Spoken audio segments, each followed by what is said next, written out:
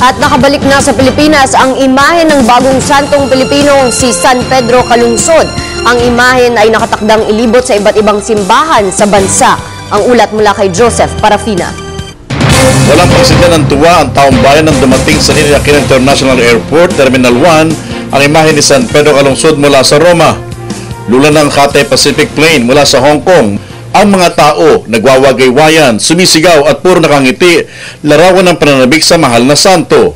Ayon sa paring tagabuhat nito, isang karangalan ang maging opisyal na tagadala ng santo mula sa Vatican at maging ngayong nasa Pilipinas na ito. Ako ang mag-head sa sa Duao Nasod sa Visayas, Mindanao.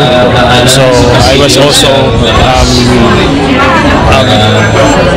appointed by the executive committee ng canonization to bring the image to Rome, then back to the Philippines para na diretso-diretso. Mananatili sa Luzon na may ilang araw ang imahe ng Banal na Santo habang iniikot ito sa iba't ibang simbahan.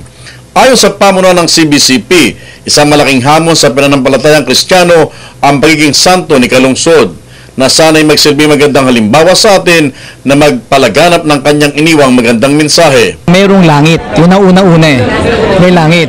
Kasi kaya siya ginagawang santo o lahat ng mga santo, ito'y kasama na siya ng Diyos. Kaya nga may mga milagro, yun na hindi natin nakikita.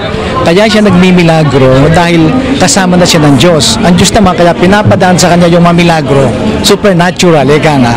Kasi sinasabing, hoy, kasama ko na yan. Ipinapanukala ngayon ng iba't ibang grupo na gawing official saints ng mga OFW si Calungsod dahil sa pagiging immigrant nito habang nagpapakalat ng mga mabuting balita ng Diyos.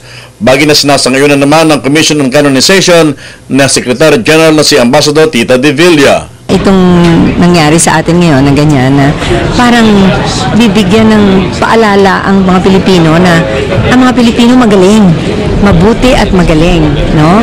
Para maitututok na naman ang kanilang pananaw na to be proud of being a Filipino, yung identity natin, ano? Yun ang dinihangal namin.